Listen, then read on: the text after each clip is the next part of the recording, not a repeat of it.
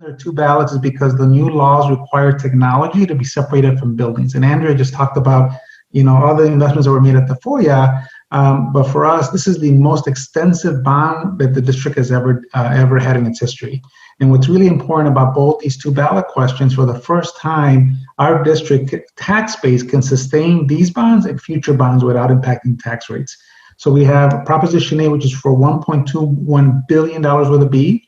That would affect 36 campuses, would provide safety upgrades for all schools. We would replace also aging chillers at over 30 new other schools, and we would start supporting new school models. So for example, at Rodriguez Elementary School, we have a new Montessori school.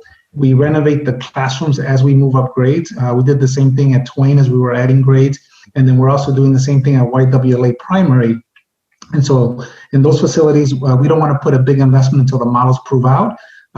So that's Proposition A, and then Proposition B would be to sustain our technology efforts, which I'll talk a little bit more in detail. Next slide, please. This started with a Blue Ribbon Task Force, and I'm very grateful to Mario Barrera, who's on this call. He co-chaired the Blue Ribbon Task Force with Victoria Moreno Herrera. They also had co-chaired the Blue Ribbon Task Force with me in 2016. And I'll tell you, these volunteers, which represented all of our trustees, all of our entire district, this was a group of brave souls that if you go down 2 slides, please, go down 2 slides. So you see 36 schools. They actually visited, I believe, over 90% of these schools. And the ones that they didn't get to visit, it was just because of COVID. But they actually physically went and we videoed every single tour. And in fact, you can go to our website and see the video tour of every single building.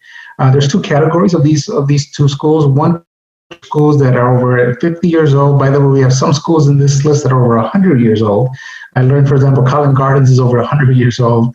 And these are schools that have not had renovations in the last 30 to 50 years. Their systems are all 30 years old. And so these schools will be fully renovated. Then category 2 are schools that we started renovating in the 2010 or 2016 bond, but the bonds were not big enough to finish them out. So all of our projects in 2016 have been on budget or below budget, and they're on time, but the bonds were too small. So that, for example, we built Highlands High School, brand new high school in the South Side. We didn't touch the gyms. We didn't touch the fields. We didn't touch some of the outside buildings. And so the alumni and the students are like, well, you gave us a great school, but gyms are the same gyms, same fields. That's kind of funny. And so the same thing happened in the 2016 bond. We're fixing a lot of the classrooms in most of the schools, but we're not touching sometimes the gyms, we're not touching the fields. So the 2020 bond would allow us to finish everything with those projects. And one of the mandates of the Blue Ribbon Task Force gave us is that going forward, any of these projects that we start, they want them completely done. They don't want them to be being continued on future bonds because it confuses taxpayers. Go to the next slide, please. Like I said, it's a full renovation, ladies and gentlemen. We're talking about every single classroom space, every cafeteria, all restrooms. Many of our buildings are not even accessible for our special needs children, but they've been grandfathered in because they're so old. All of that would be renovated. All of the infrastructure, safety modifications, vestibules in every single building. I don't know if you've noticed, many of our buildings, you can walk in from onto the street and go right into our classrooms. There's nothing to stop people from going into the area where all the classrooms are at. Every one of our buildings would have a vestibule that would separate the public that's coming in so that they would have to check in before they can even go into the classroom area. All of our gyms, all of our fields, all of that will be covered in every one of these projects. The next slide, please. There are actually 43 campuses that have not been renovated in over 30 years. And the ones that are in bold are the ones that we want to finish out this year. With this 2020 bond, sorry, not this year, but with this 2020 bond. And it's about half of them.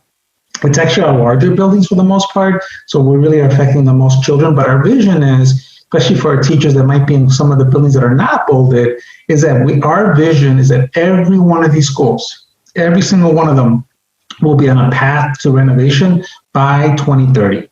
So not that they're going to be finished, but they'll be on a path to renovation. What does that mean? Bonds have been passed. Plans already have been designed. There's actually already construction starting. So they'll be on a path to renovation by 2030. Go to the next slide, please. And so, the last 2 summers, I've gotten a lot of media on AC issues. And one of the things that happened, ladies and gentlemen, is that when we started hitting 100-degree weather, and it was consistent, it was multiple days, it wasn't just every once in a while, Our children got together and they all cried uncle and gave up on me, and all in unison. And so one of the things we discovered was that our chillers, many of them were over 15 years old. Some of them were so old that the parts weren't made anymore. We had to make our own parts.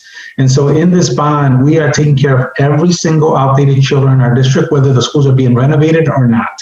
So these are an additional 30 campuses that would be affected that we would replace their chillers. Go to the next slide, please. So one of the things that I'm very proud of is that, we've distributed over 40,000 devices to our students on an enrollment base of about 48,000. And we, as a percentage, there's no other district in the country that has distributed that kind of devices as a percentage of their enrollment. But even with that, we know that many of our children still struggle. We have a significant digital divide. We partner with the city they're using the CARE Act dollars actually to invest so that our children starting on the west side are getting routers as we speak. Because even though we gave them hotspots, when you have multiple children in the household or multiple devices, those hotspots get very unstable. And so now we're giving routers to them. And so one of our goals is with these resources, we would sustain those efforts going forward because that money that the city got was one-time money. In addition, we want every classroom. It doesn't matter whether the building is being renovated or not. Every classroom should be what Andrea described, that we did at Tafoya, a smart board, a sound system, devices for children they can, going forward, they can take home. They'll be assigned to them. Their parents can use them as well for parent meetings. That's our vision for going forward for every single child in our district. Go to the next slide. So here's one of the most important things. I was doing some media stories this week, sharing with the media about how much our tax base has grown. And so it's fascinating when you look at our tax base between 2008 to 2014. It was almost flat. It went up a little bit when we get to 2014, but it was almost flat. It was going out like maybe half a billion dollars. It wasn't very much. Between 2015 and 2020, we have grown from under 15 billion in our tax base now to over 22 billion. And so because of that growth in the tax base is now for the first time put our district in a situation where we can sustain our current bonds as well as future bonds without impacting tax rates. In addition, ladies and gentlemen, we have been very aggressive with refinancing and paying down debt. So just like when you own your own house and you can take advantage of lower interest rates or you can pay your house down faster, we've been doing that. So because our tax base has grown so much, we have been aggressive in paying down our debt and we have very low interest rates. We have one of the best credit ratings in the country. We're able to borrow 30-year debt as low as under 3%. And again, there's very few, not every district can do that in the country. Go to the next slide. In fact, our tax rates have been declining. So back in 16-17, we started at $1.51. We went up to $1.56 by the 18-19 school year. That was the 2016 bond. That was the reason why we couldn't, do GEMS and we couldn't do some of the scope, some of the components of some of the projects because we knew that the bond was actually increasing tax rates. Look where we're at today. As of the 2021 school year, our tax rate today is lower than what it was 5 years ago. And if you ask me to predict, I believe it's going to continue to get lower. Because why? Because there's an investment in our community. I used to talk about 5 years ago that I used to have to go north to see any construction cranes. And I would ask, where are all the cranes? And I was very loud about that.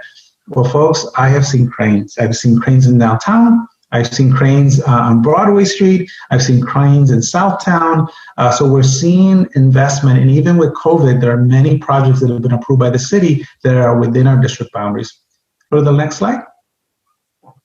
So here's our challenge. In the ballot language, our legislators in 2019, they passed a law that the last sentence of our ballot has to have a particular sentence, no matter what. And that sentence says, this is a property tax increase, whether it is true or not. This is going forward for every single bond. So when Northside goes to do their next bond, when Northeast goes to do their next bond, when Alamo Heights, which by the way, they have such a high tax base, they don't have to change or affect tax rates either. They're still going to have to put this language because it now affects every single school bond. And so for us, we're the lucky ones that are one of the first districts that's doing bonds with this new laws in place.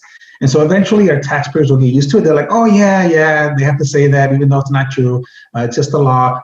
But right now, this is brand new. And so we just need as much help as possible to spread to make sure people know when they see the sentence, it is not because we're going to impact tax rates. In fact, our board is committed, and